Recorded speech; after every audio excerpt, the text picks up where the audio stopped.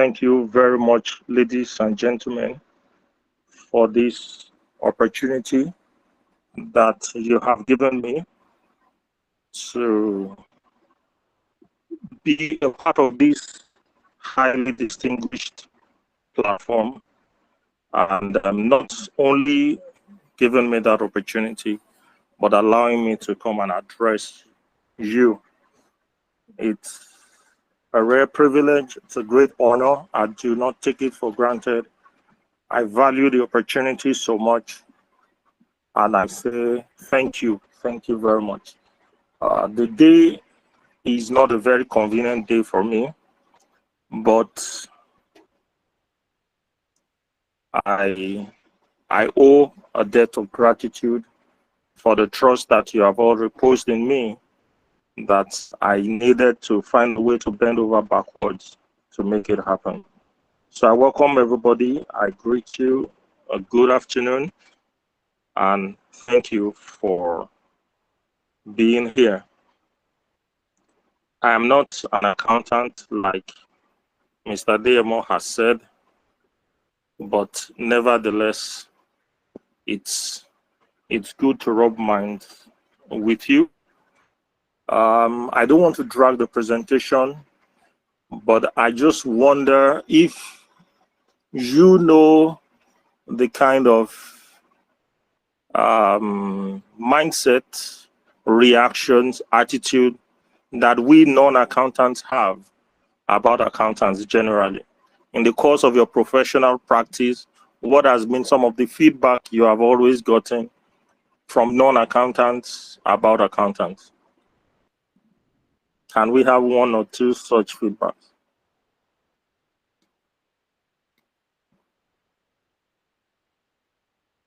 Anybody?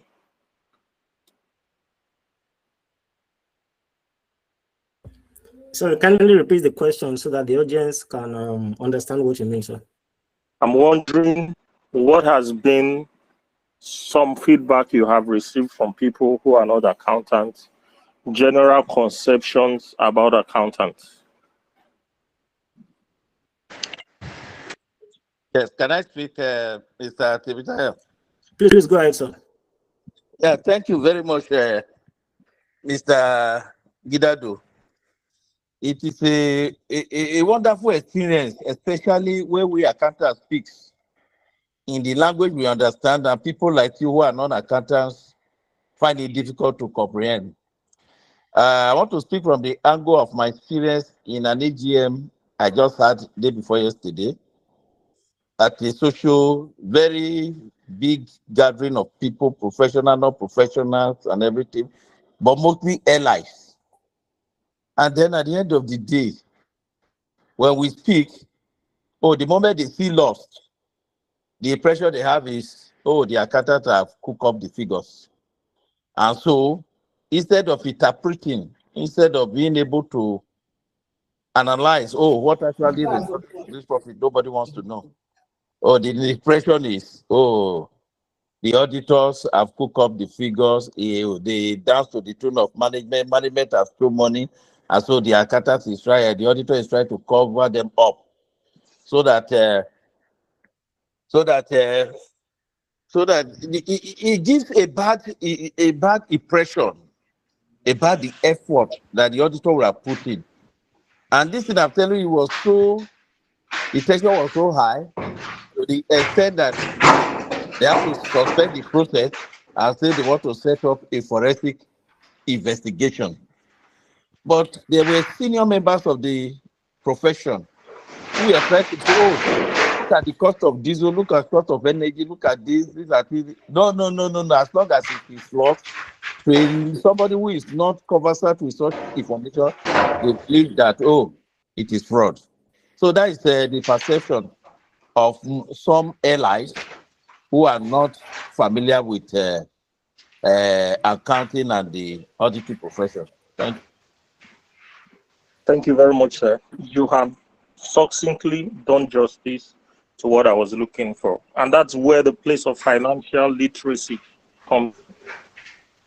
It's one thing for us to be educated and to have gone to school Another thing for us to understand accounting, to understand finance, to understand figures, to understand all the things you talk about. An interesting angle for my choice of being the speaker today is because I am married to someone who is a chartered accountant today. And many times, those days when she was writing the examination and going through all the different phases, it was very frustrating for me because I cannot even help her in her preparation for her examination because I have no idea most of the things you're talking about.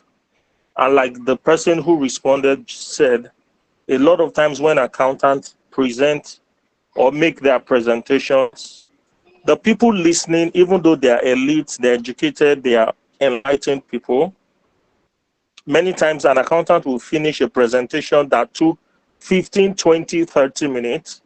And at the end of the day, the feedback would be, sir, can you please tell us, are we doing well or we are not? Meaning all the time the person has spent,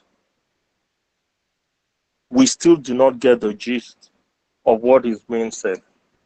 And I'm happy that as a district, as a professional body, we are trying to beam our spotlight upon this subject matter of communication so that in addition to being top-notch professionals, in addition to doing justice to the subject matter, in addition to being expert finance professionals, we also want to ensure that when we communicate with clarity and we communicate to make impact. And to this, I give credit to the organization or to the association, as well as to the team that has brought this about. I do not want to belabor us with too many words, so I will just run through my presentation. And I start by saying the problem with numbers is that numbers by themselves do not speak. It is what people interpret or understand them to do, to mean, that is what becomes what they say. Many accountants know the numbers, but a lot of times we have not gone further to make others understand what the numbers are saying. A very, very candid example is what is happening in Nigeria today. You see people come up, they'll say this person is a finance expert, this person is an accountant, and they are telling us they macro this, they micro that, Nigeria's economy is recovering, things are doing good, they are giving you GDP numbers and all of that. But the average unlearned person, unlearned in finances, the educated person at home is saying, what are they talking about? 2 years ago, I was buying fuel at so naira. Look at what I'm buying it today.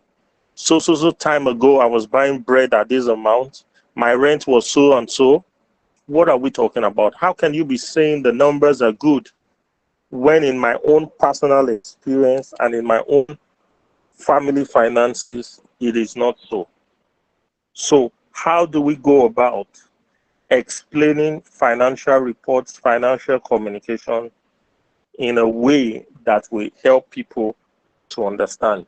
My first point to you this afternoon is to say you need to understand that many times the people you are talking to are not financial experts. Many times it seems we might not remember that. So we're speaking in our jargons, we're speaking in our terminologies, we're using our registers, which is the professional way to make our presentation. But we need to have footnotes. We need to have inverted commas where we will throw in some light here and there so that we can ensure that the laymen and women who are listening to us can understand what we're saying. Clarity should constantly be at the back of our minds. What is financial intelligence? It is the ability to interpret financial data, to extract insights, to support decision making, and to communicate all of this clearly in a way that the implications and the needed actions can be clear. And so we need to be sure that until our listeners are able to get to the point where they can take informed decisions in the right direction, our job is not done. I'd like to say to us financial experts that in addition to our competence and our expertise, we are also advisors. We are strategic leaders, and our job is to lead the people in the right direction. And for us to be able to do that, we need to be able to come into their spaces, into their shoes, and guide them aright. We always talk about when you stand before an audience, know your audience. This is very important for all of us. I am speaking with professional accountants today. Every time you are preparing a presentation, either for your direct boss or for management at a retreat or as a consultant to an organization, the audience you are speaking to matters. It is critical to identify what the objectives of that assignment is so that we can tailor make what we're saying or what we're doing to fit those objectives. What is some of the reasons why this mismatch has always been happening? What are some of the factors that has led to a miscommunication between what the accountant is presenting and what we, the audience, are hearing? Number one is overuse of technical jargons. I'm sure you can identify with me that when you sit down in a science conference and a doctor or a pharmacist is making a presentation, once there is overload of technical jargons, they would lose those of us who are not within that profession. So as much as we want to be professional in our presentations, let us also understand that we are not seeking to impress. We are seeking to inform, to guide, to direct. And so our technical jargon should be aimed towards that. We want to inform, we want to educate, we want to guide. And so where possible, either we use synonyms that explain it better, or we put in parentheses a simpler explanation to what we have used technical terms to describe. Another thing is when we focus so much on accuracy, not clarity. When we focus so much on accuracy, not clarity, at the end of the day, we'll keep saying, what is the meaning? What is the meaning? What you have presented could be faultless, but is it clear to us who are listening? Another reason would be reporting without storytelling. Storytelling, creation of scenarios, help us who are not financial experts to understand what they are saying. Maybe, for instance, this is a church, or this is an association, or this is an organization, and you are the financial secretary, and you are presenting a mid-year balance sheet of the organization, and you are saying at the rate we're going, we would get to the point where we would not be able to open our doors anymore. We're spending too much on diesel, we're spending too much on petrol, we're spending too much on our utilities. Create a scenario to make us see it. That might help us. So when you report, can we try to include storytelling in what we're saying? Another reason why sometimes there's that disconnect is because the person who is speaking has not been able to identify what is the needs of my audience. Imagine you are the financial controller of an organization and you are writing to the chief executive. The chief executive has a need. Each time you are standing in front of him, you should be able to identify what that need is. I'm sure some of you might have found yourself in a situation where every time during management meeting or during board meetings, it begins to look as if the financial controller is never interested in the success of our projects. As everybody is making their contributions towards the success of a particular project or program, you keep raising negative anti-issues, reasons why the program would fail, reasons why the program would not work. And it begins to look as if this person is actually not interested in the success of this program.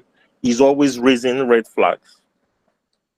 We need to always be mindful that in wherever we have found ourselves, even when you have been brought in as a audit an organization or to financial records, you are part of their team. So the objectives of the organization, the objectives of the committee, the objectives of the board becomes your objective as well. So while you are seeing the pitfalls, you're seeing the red flags, you're seeing the danger spots, let us communicate it from a perspective of getting it across, ensuring that these pitfalls are overcome and surmounted so that we all can achieve our end goal. A lot of times, it begins to look like the finance people are more of a bottleneck than aiding and assisting the field officers in achieving their aims. I'll tell you a funny story. When I was very young, I just finished NYC. At my first job, my boss made me the manager of the office. It was a small startup. It was an advertising firm. He gives me money and says, we need to do this, we need to do this, we need to do that. Then I would go and do it. And when I come back, the accountant in the office will come to me and say, sir, why are your receipts? Come and retire the expenditure. And I'm looking at him, I'm saying, I don't understand. The DSTV was down. I went to renew subscription. DSTV is already working. What are you talking about? Can't you see that it is working? If I did not spend the money to do the assignment, would the DSTV be working?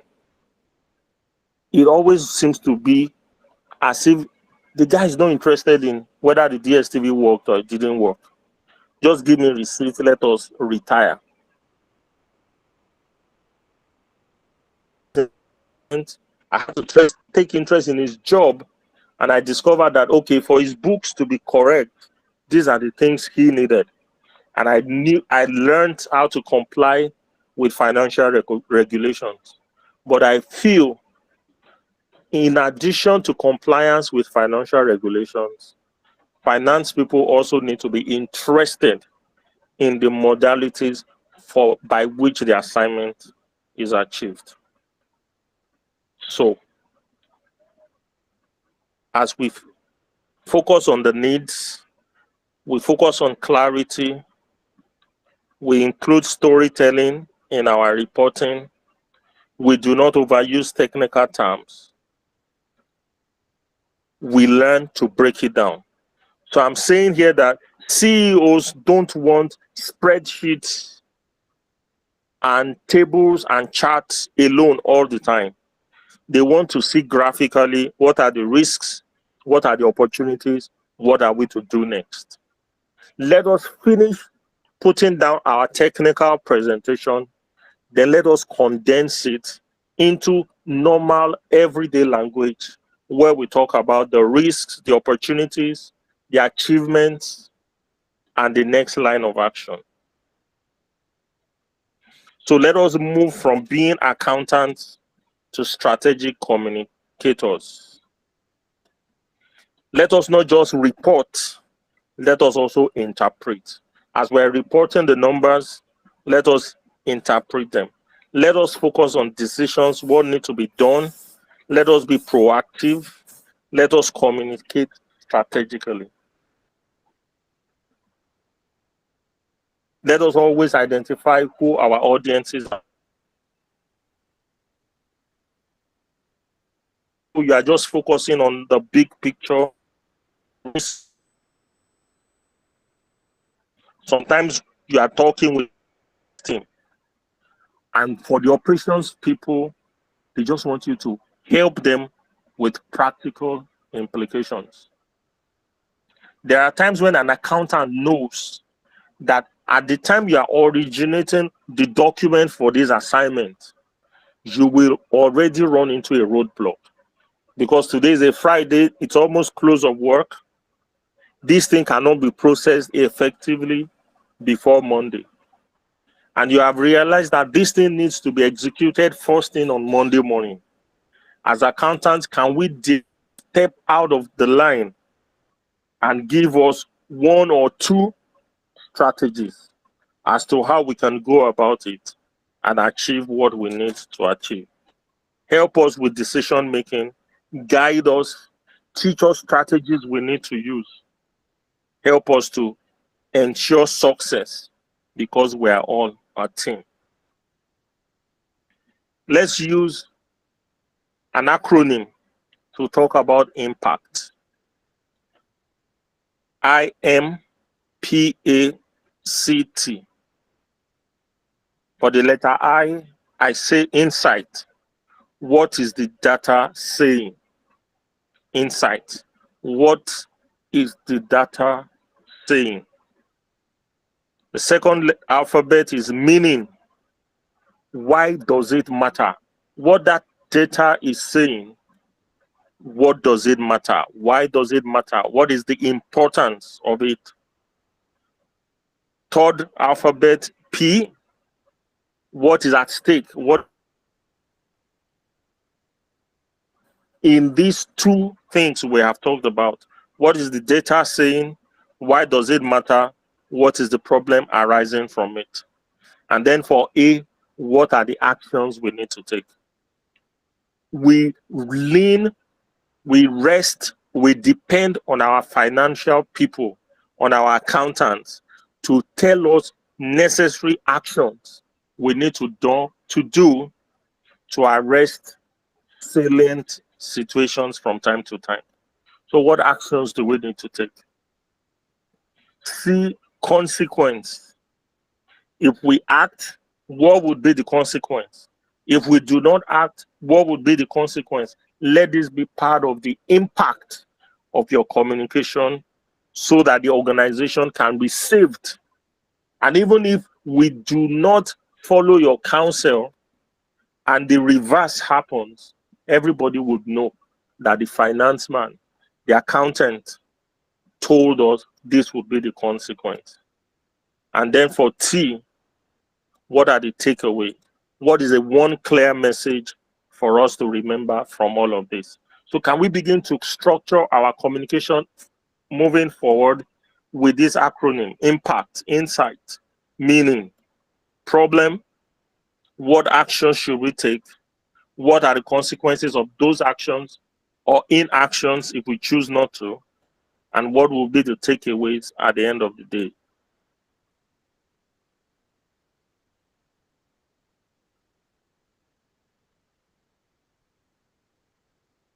Then I have something where I talk about data visualization. I say make it easy to see. Also make it easy to use. When you do your charts, you do your tables, please bring out highlights. Extract the trends. Don't just give us the figures. Don't just give us the data. Please bring out insights for us.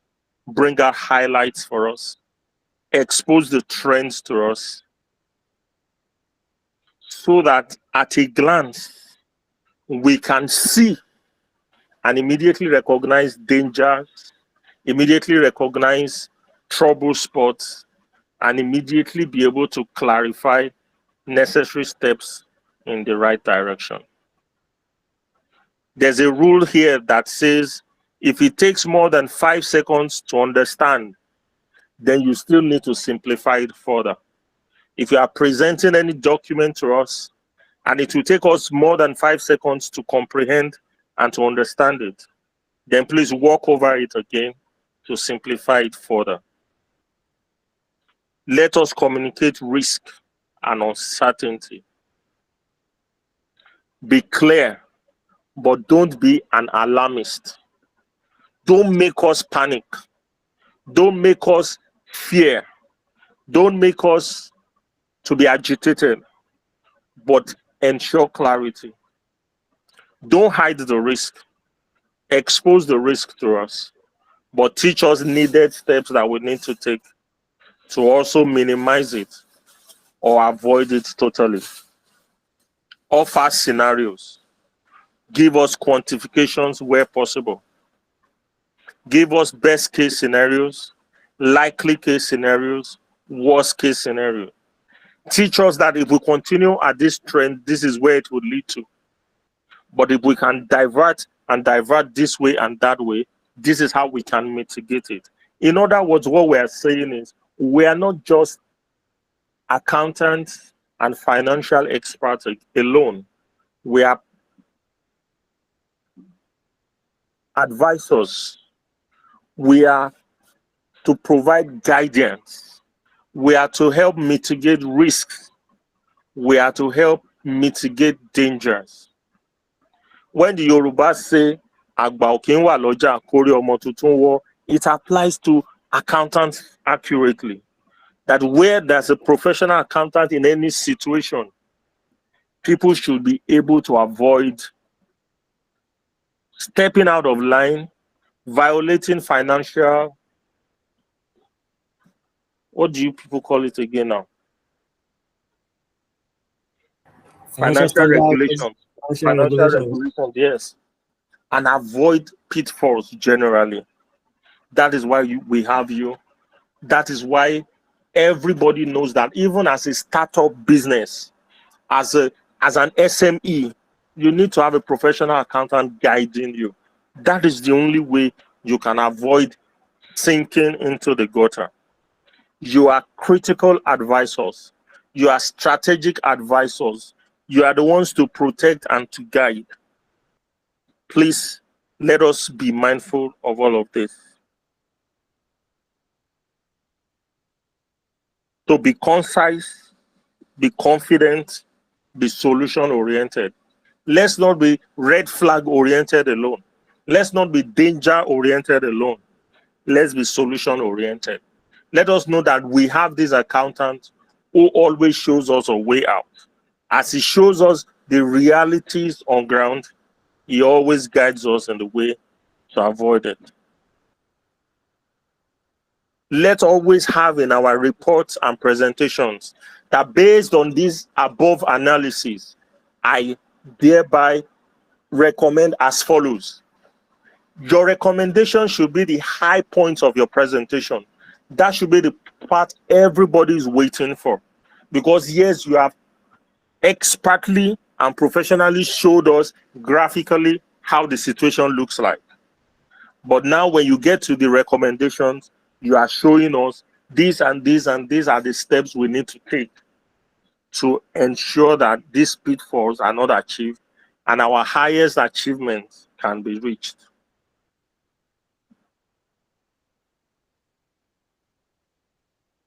So I've talked about some of the things we should avoid: too much jargon, not clear recommendation, not clear communication, the audience context, what the needs of the audience is, and all of that.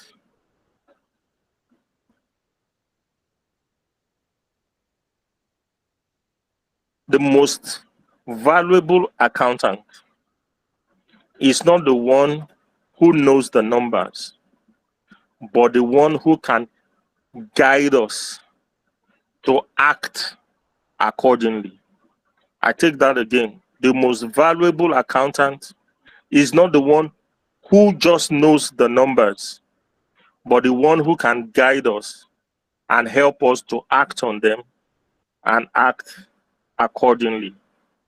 And for my conclusion, I would say to us, as professionals, your career will not be defined by how well you prepare reports, but by how well you influence decisions.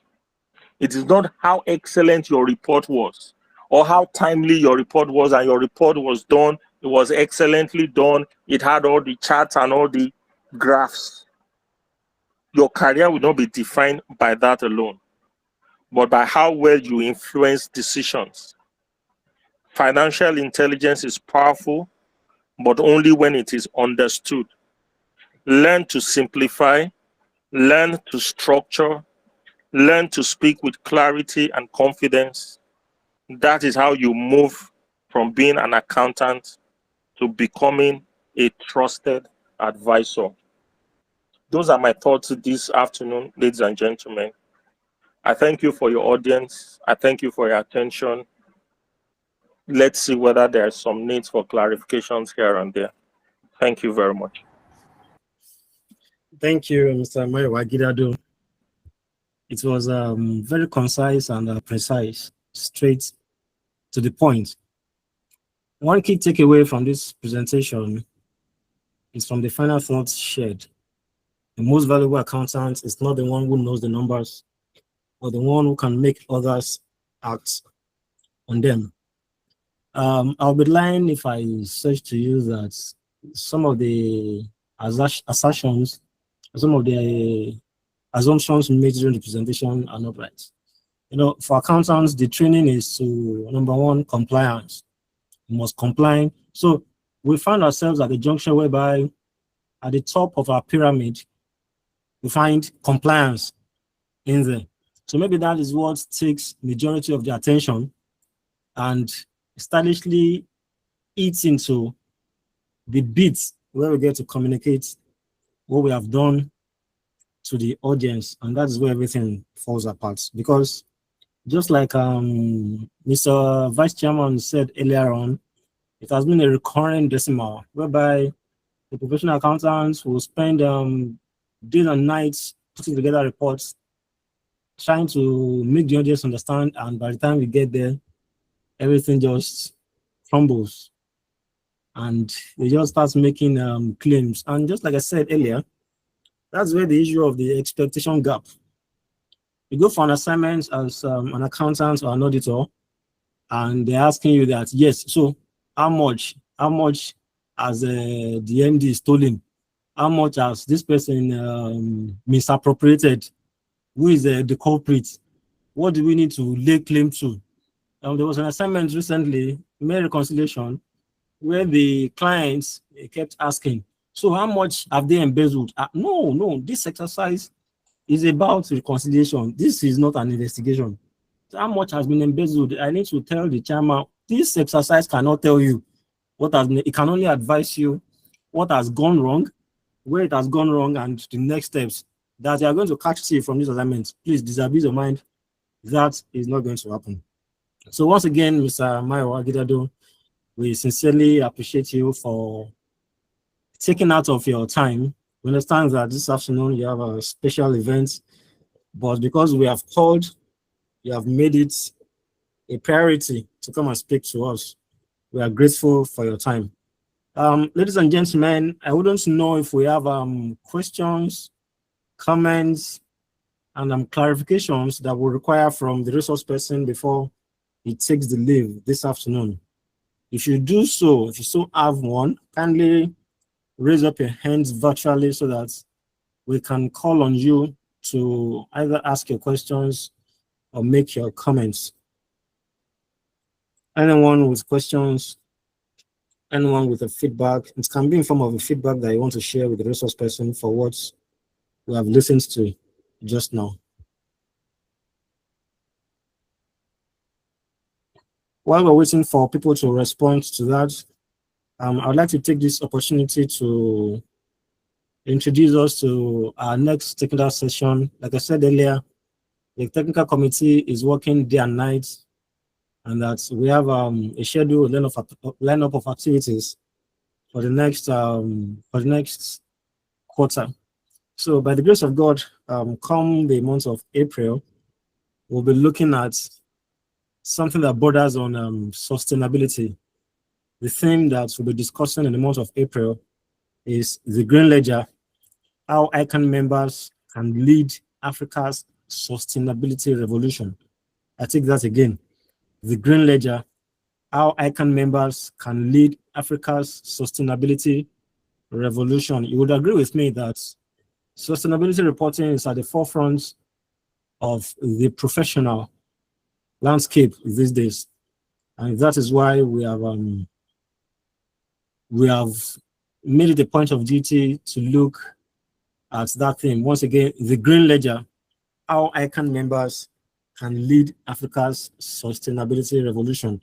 That session will be taken by a professor of finance based in Canada. That's Professor Francis Benga-Fashanu. He's a professor at the Sheridan Institute of Technology and Advanced Learning, Ontario, Canada.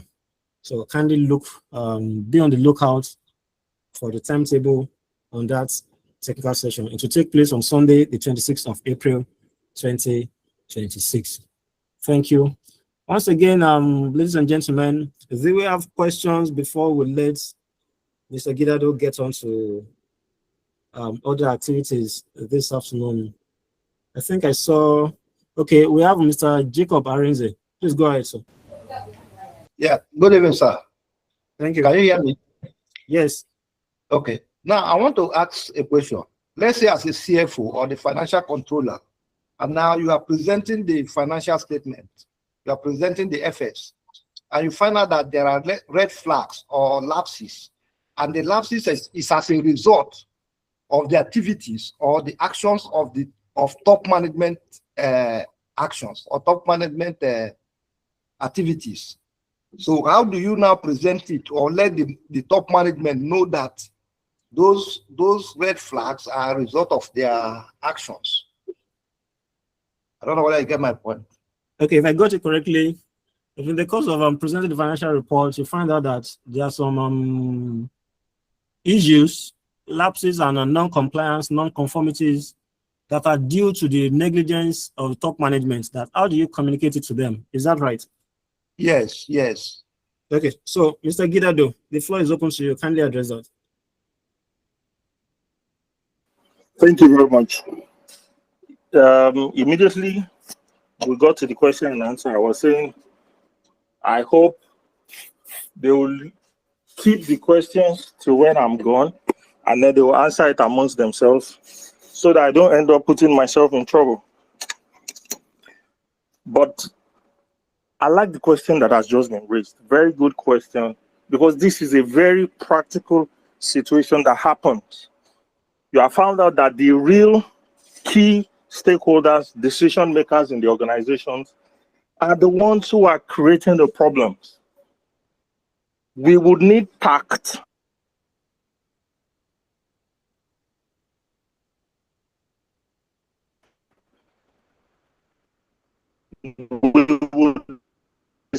We'll point it out without referring to individuals so much. Just pointing out the activities. Sorry, yes? we lost you. We lost you for about 5 seconds. Kindly come over again. Okay, so I was saying that whatever is a red flag needs to be pointed out. But we would need wisdom, we would need tact, we would need maturity. We try as much as possible to avoid pressing on individuals so that it doesn't look like a direct attack. But we should be able to say, oh, we found out that there is this recurring expenditure that is problematic.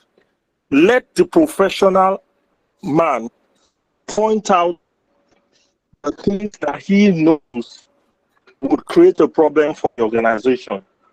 Make it look like you do not even know the politics or the individuals involved so much. De-escalate those ones, but focus on the issue. And then if we can shock it quickly with recommended actions that can be maybe alternatives or that would mitigate the damage, I'm sure that you would have fulfilled your professional obligations. It will not be good that the things you have noticed eventually crash lands or shipwrecks the organization. And they said, but we invited a professional accountant, somebody who was a fellow, to even look at our books, and this person never mentioned this thing. Let it be known that you did your due diligence, you pointed this thing out, and you recommended to them necessary actions, and then let the decision makers be left to themselves to know whether they will comply with your recommendation or not. Thank you very much for clarifying that area. I hope Mr. Jacob Arinze, I hope that has clarified or has answered the questions that you asked. Thank you very much. Yes, that answered my question, but it answered, the question is like on two parts. You know, it answered my question based on the fact that you are a consultant, but assuming you are the financial controller of the company and you don't want to make it look as if you are against the company decision, or you don't want to have enemy, that's internal person, but he answered as if you are a consultant. But there's a way you put it, the director will know, or the person in charge will know that you are just telling him and you are an employee. So sometimes, I don't know whether it's better to keep quiet. Do you get what I'm saying? I understand you, Mr. Arinze. If you look at the slide on the screen, if you look at the slide on the screen. Okay, yes, Mr. Patterson, go ahead, sir. Yes, I want to say that many a times when we want to speak, we should speak with facts. If, as an internal person, you are reporting against your management, if the flag thing or the flag notice is against the standard operating procedure of the company, or a law, or international accounting standards or IFRS, any of those things, quote it, state it, and base your argument on that and point it out to your management so that they will not look at it as if you are speaking in abstract. So by the time you support your argument with those facts, I think management will look at your argument and probably consider it. Thank you. Thank you very much, sir. I'd like to refer also Mr. Jacob Arinze to the slide on the screen, the parts which says, be clear, not an alarmist. We must be very, very tactful about how we state the risk. Just like our vice chairman has just said, we must pick facts without creating panic. Where there's a regulation or a standard that we are flouting, we must find a tactful way. Don't forget that we're employees within the organization. It may be very, very difficult to indict our top management. So let's find a way to communicate what is happening. In most cases, we know that, yes, management may have a certain goal to accomplish that the accountant feels like it's too aggressive and that the organization may not have the wherewithal to pursue those goals. But the management, the top executive, is pressing and mounting pressure that the accountant must make it happen and whatnot. The onus is on the accountant to deploy every intelligence available to be sure that they navigate that dangerous waters with care while still retaining your own professional license so that you do not run foul of the law, so that we do not get the situation whereby the Institute of Chartered Accountants of Nigeria would have to issue a disclaimer or make a press publication saying that so has run foul of the law and that they are withdrawing or suspending the license. That would be an embarrassment. So the goal is for us to be clear and not to be an alarmist. Before we release Mr. Gidado, do we have any other questions or clarifications before he leaves? Questions, comments, feedbacks, and further clarifications?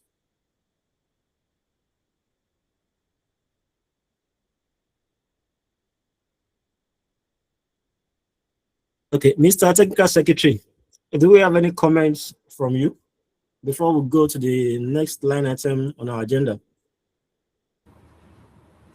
Not at all. I think you can call Mr. Patterson to appreciate the facilitator. Okay, thank you so much. Okay, to appreciate our resource person for this afternoon, I'd like to bring forward our Vice Chairman and the Chairman-elect of Lagelu and District Society, Mr. Patterson Aremudrigo, to give us a word of appreciation to the resource person and to offer some closing remarks for this meeting. Thank you very much, sir. Thank you, Mr. Temitayo Adeyemo. I want to sincerely, on behalf of our Pioneer District Chairman, Chief Mrs. Olufuke Oladipo, and the entire ESCO of Lagelu and District Society, want to appreciate our facilitator, Mr. Mayowa Gidado. You have taught us a lot of things this afternoon. One thing I could remember exactly 2009 when I started one assignment, what you talked about initially, talking about technical jargons. Honestly, it was something I encountered because it was a foreign job I wanted to impress. And I started using accounting languages and accounting languages. And then at the end of the day, I ran into a hitch and discovered that the whites who I was trying to impress are not accountants. And so they don't understand some of these things. And so my then mentor, Mr. Titus Weto, he now called me behind and said, come, when you finish writing your report, or if you have your points, give that to a young graduate who we just employ, that is English literate, that read linguistics or something, give it to him or her to write in a very plain language at the simple level because they are fresh and so they are good at writing. So bring it down to that level so that we can communicate it effectively with the client. And that is something I imbibe and I discover that helped us a lot. So all you said today, honestly, you really added value to us. Speaking figures, some people don't understand until you come down to their level. The language you understand. Some people even pictorial, graphics, they speak volume. At a glance, they can see the result. So we appreciate all you have said. We want to thank you very much. We believe that there's no any other person that would have done better than what you have done. We appreciate you, and we hope that next time when we call upon you, you will be available. I want to also appreciate our patrons, our fathers, senior members of the profession, and everyone, every professional members for attending this session, and especially our technical team, led by Mr. Damilolo Shutubo. What you are doing, I believe, it is something everyone can see. Based on the number of people who attend our technical sessions, it's overwhelming. I've been attending and I'm still attending other district technical sessions, but I think we'll be having a very large number of people participating because of the work we are doing. Our anchorman, Mr. Temitayo Adeyemo. Honestly, I told you one time that I wish I know half of what you know. And after what I know today, I believe I would not be where I am. I want to appreciate every one of you and appreciate everyone who have taken time to attend this session. Thank you very much, our anchorman, once again.